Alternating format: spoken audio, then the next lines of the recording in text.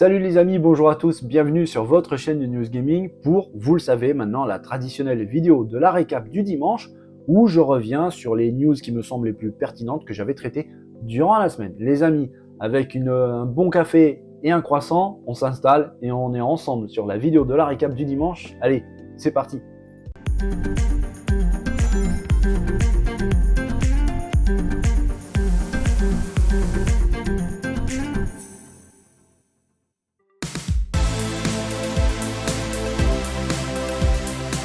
Allez, on démarre cette vidéo de la récap avec une news que j'avais traitée cette semaine sur Star Wars Outlaws. Alors le jeu est vraiment très attendu, surtout depuis sa diffusion à travers d'un gros gameplay, une vidéo plutôt longue pendant l'Ubisoft Forward, où vraiment on s'est dit waouh, qu'est-ce que c'est que ça? Vraiment, moi j'avais pas vu venir, en tout cas pas au niveau de cette qualité, et je me dis avec un peu de recul que si Ubisoft a montré une vidéo aussi longue, ben c'est tout simplement que les développeurs ont vraiment confiance dans leur travail.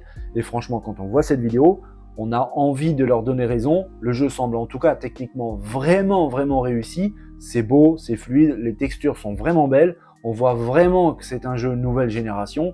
Et c'est très bien comme ça. Au moins, on aura de quoi donner à nos nouvelles consoles, PS5 et Xbox Series, mais aussi sur PC, car il sortira exclusivement sur ce genre de machine.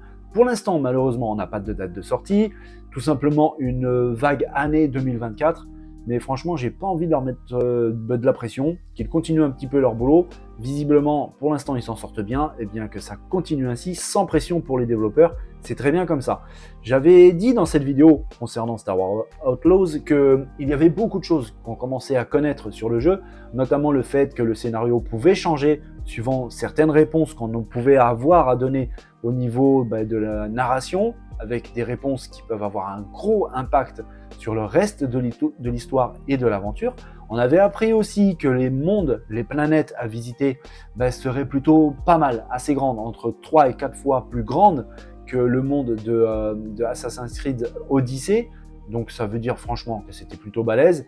Et puis en plus de ça, que tout ce qui était paysage et en gros les planètes elles-mêmes, et pas les manettes, ça n'a rien à voir, étaient modélisées de façon non procédurale. Tout était fait entre guillemets à la main, j'ai envie de dire presque à l'ancienne, parce que c'est vrai que maintenant le procédural revient de plus en plus, d'une manière assez facile et on va dire plutôt pratique pour les développeurs de travailler sur des mondes assez grands mais de façon rapide. Là non, pour Star Wars Outlaws, ils ont eu recours donc à une façon de modélisation entre guillemets à l'ancienne, ce qui fait que ça va rendre un petit peu la chose peut-être plus intelligente, plus organique, plus vivante. On verra vraiment ce qu'il en est, mais en tout cas, on commence à avoir des belles informations autour de ce titre vraiment qui se fait attendre, et j'ai vraiment hâte de le voir arriver. Malheureusement, il va falloir être patient parce que ça c'est courant année 2024. Sans autre précision, on n'est pas à l'abri d'un report. On parle tout de même d'un jeu Ubisoft. J'ai pas envie d'être mauvaise langue, mais n'empêche, le doute est permis. Mais même si à la limite il y a un report, du moment que la qualité est aussi bonne, voire même meilleure que ce qui a déjà été présenté, franchement, ça me va.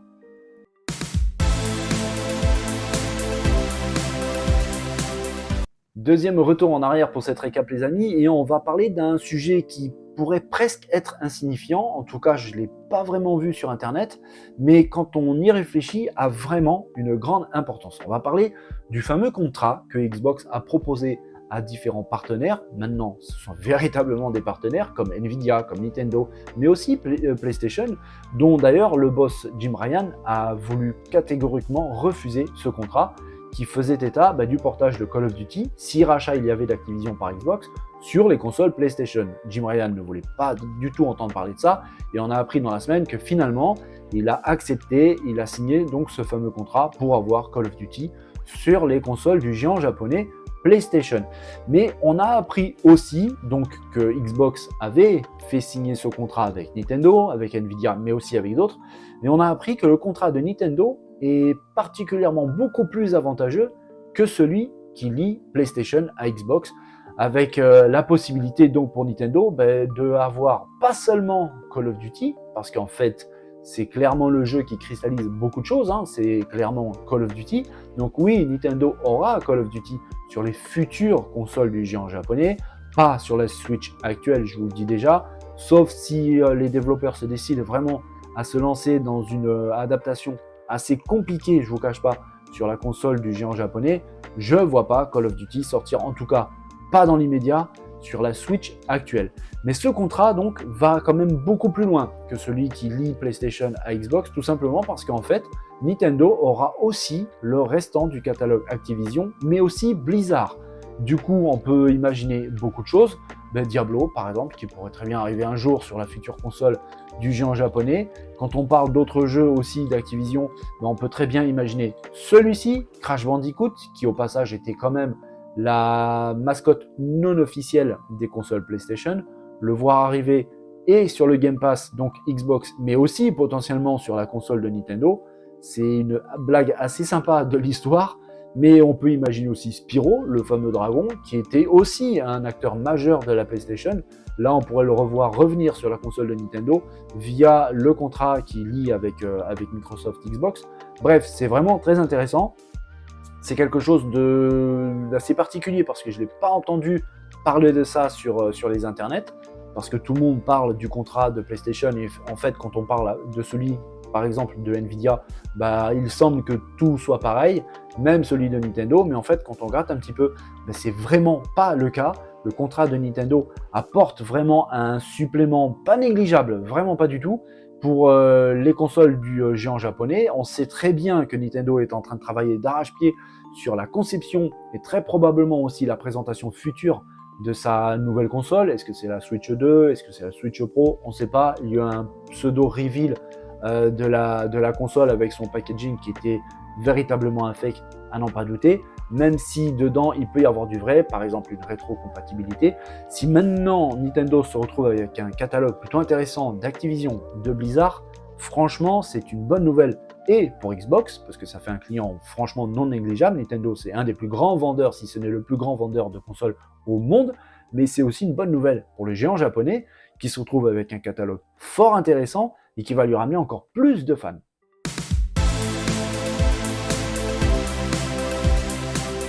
Autre retour en arrière, autre news et autre jeu avec un titre vraiment qui au niveau de la stratégie temps réel, c'est un monstre. Vraiment, c'est un monstre avec un nouveau numéro qui est très attendu par les fans, vraiment, et ça depuis vraiment très très longtemps.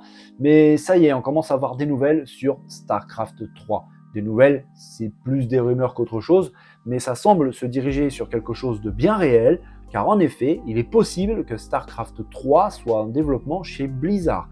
Et forcément, quand on parle de Blizzard, on pense tout de suite à Xbox, ça c'est clair et net, car le rachat, normalement, ne fait plus aucun doute, devrait être validé assez prochainement, le rachat d'Activision Blizzard King. Du coup, oui, StarCraft 3 pourrait très bien sûr arriver sur les consoles Xbox, peut-être Day One sur le Game Pass. En tout cas, pour l'instant, on n'a pas d'autres news que celle-ci, celle qui dit que oui, StarCraft 3 est probablement en développement chez Blizzard. On n'a pas de développement plus important que ça, en tout cas pas de déclaration du développeur et de l'éditeur. On n'a pas non plus d'une possible date de sortie, ni ne serait-ce que d'une fenêtre. En tout cas, c'est vraiment très très intéressant parce que comme je le disais, StarCraft au niveau du jeu de stratégie, c'est franchement un monument. De savoir que le 3 est en route, aïe aïe aïe, ça fait du bien à savoir, à apprendre. Et puis en plus de ça, ça fait aussi du bien au Game Pass, à Xbox, tout simplement parce qu'on commence franchement à avoir des très très belles choses qui risquent d'arriver prochainement sur les consoles du géant américain. Et ça, c'est plutôt une bonne nouvelle parce que ça va relancer franchement la concurrence avec PlayStation. Et au final, vous savez sur la chaîne, je le dis toujours, la concurrence, c'est absolument génial. Surtout pour vous, pour nous les joueurs, parce qu'au final, c'est nous qui en tirons les bénéfices.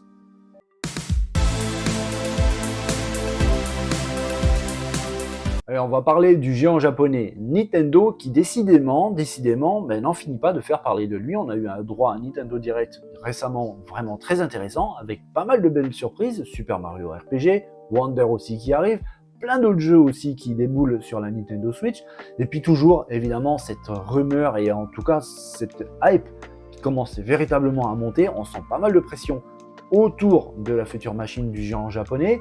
Il y a le Nintendo Live qui arrive à Seattle aux États-Unis qui promet d'être très intéressant, et je vous avais dévoilé une petite rumeur qui à mon avis est plus qu'une rumeur concernant encore une fois un nouveau Nintendo Live, et ça très probablement au mois de septembre, en même temps ou presque que ce Nintendo Live, donc en live à Seattle. On ne sait pas du tout vraiment ce que Nintendo prépare pour son événement Nintendo Direct, donc qui n'a pas encore été annoncé. N'empêche que si nous font la même que le dernier Nintendo Direct, ça risque d'être annoncé et dévoilé dans la foulée. C'était comme ça que ça s'était passé. Franchement, je les vois rééditer la même mode opératoire. On verra vraiment au moment où ça sera déclaré.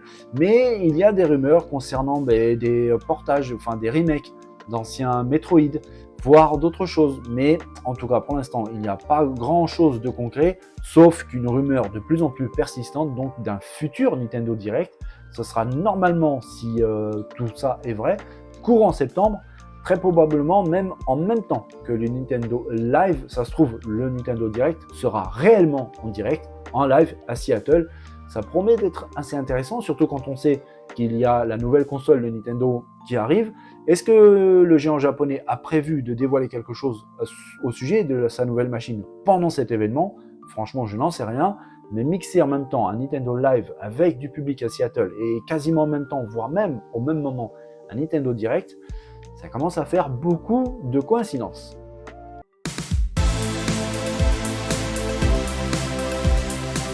Alors oui, évidemment, pour cette récap, j'étais obligé de revenir sur cette news, tout simplement parce que Sarah Band, qui est la vice-présidente de la branche Xbox, a tout simplement dévoilé une petite bombe sur Twitter avec un petit message en disant qui faisait comprendre en tout cas l'arrivée prochaine d'Elden Ring, le monstre de l'année 2022, sur le service abonnement Game Pass pour les consoles Xbox du géant américain. À cela, un tweetos a posé la question à Sarah: est-ce que tu pourrais nous confirmer véritablement si le jeu arrive sur le Game Pass? Et à la limite, je prendrais ton silence comme une réponse positive. Le souci, c'est que Sarah Bond n'a pas répondu. Oui, elle est restée silencieuse, donc théoriquement, on pourrait en conclure que effectivement Elden Ring devrait arriver sur le Game Pass. Pour l'instant, rien du tout d'officiel, même si en tant que vice-présidente de Xbox, son tweet pourrait faire passer la chose comme quelque chose d'officiel. En tout cas, pour l'instant, rien n'a été annoncé par la branche Xbox. On attend véritablement, mais c'est vrai que si ce jeu, qui est un monstre véritablement, arrive sur le Game Pass, ça sera une excellente nouvelle. Le jeu a cartonné, beaucoup l'ont essayé, beaucoup l'ont adoré, beaucoup l'ont haï, parce que du From Software, donc une difficulté exacerbée. Mais c'est vrai que le voir arriver sur le service abonnement du géant américain, ça pourrait faire découvrir ce jeu à plein de monde qui n'ont pas eu cette chance, et puis aussi donner un peu plus de lumière aux développeurs From Software, qui franchement, avec leur réalisation à chaque fois d'excellente qualité, méritent vraiment de se retrouver avec un peu plus de lumière sur eux. Donc on verra vraiment ce qu'il en est, mais en tout cas, voir arriver Elden Ring sur le Game Pass, ça, c'est vraiment une bonne nouvelle.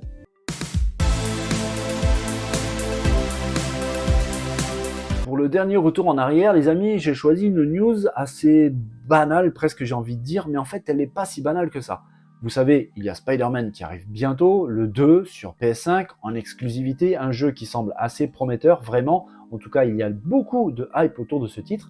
Et à l'occasion du nouveau trailer qui a été présenté par PlayStation, un trailer qui montre beaucoup plus les personnages et en gros l'histoire autour de ce jeu, eh bien, cette vidéo qui présente d'une manière plutôt sympathique la console PS5 en version collector Spider-Man 2. Une version vraiment jolie, très réussie, je la trouve esthétiquement vraiment réussie, avec donc la manette collector également, la console avec ses coques en version Spider-Man 2, on y voit le symbiote de Venom qui commence à manger véritablement le Spider-Man normal. D'ailleurs, la manette, elle a un côté noir beaucoup plus prononcé que le côté gauche. C'est tout simplement Venom qui prend beaucoup plus possession de la manette.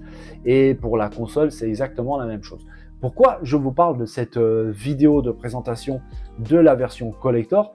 Tout simplement parce que c'est quand même un petit événement chez Sony, parce que la console PS5 est sortie il y a déjà 3 ans, et depuis sa sortie, il n'y a eu aucune version collector de la PS5. Là, la version Spider-Man 2, c'est la première fois qu'une PS5 sort en version collector aux couleurs du jeu qui l'accompagne. Alors oui, il y a déjà eu des packs bundle avec la console et certains jeux, des gros titres. Je vous avais parlé de God of War, mais on pourrait citer aussi Horizon. Mais c'est vrai qu'en version collector, même avec la console aux couleurs du jeu, c'est la première fois que ça arrive. On sait que le concurrent direct de PlayStation Xbox le fait régulièrement sur ses machines, surtout la Xbox Series X.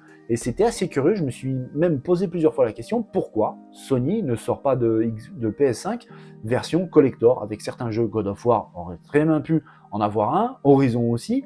Et c'est le cas avec Spider-Man, avec un packaging vraiment pas mal, la console est plutôt jolie. Et il faut savoir en plus que si vous avez déjà la PS5 mais que vous êtes fan de Spider-Man et que vous aurez aimé, je vais y arriver, avoir la version collector Spider-Man 2, eh bien Sony va mettre en vente également des boîtes, des packs avec les coques de la console, que ce soit pour la version avec le lecteur physique comme la version digitale aux couleurs du jeu avec l'homme araignée. Ça, c'est plutôt une bonne idée de penser absolument tout le monde, même la manette est en vente à part. Franchement, c'est plutôt pas mal de la part de Sony et de PlayStation. Voilà les amis, c'est terminé pour cette récap du dimanche. Promis, je vous laisse tranquille. Vous êtes en famille, vous êtes en vacances, profitez-en. Prenez soin de vous, n'oubliez pas de vous amuser. Je vous dis à très vite, très bientôt pour le retour des News Gaming. Les amis, bonne journée à tous. Allez, bye bye.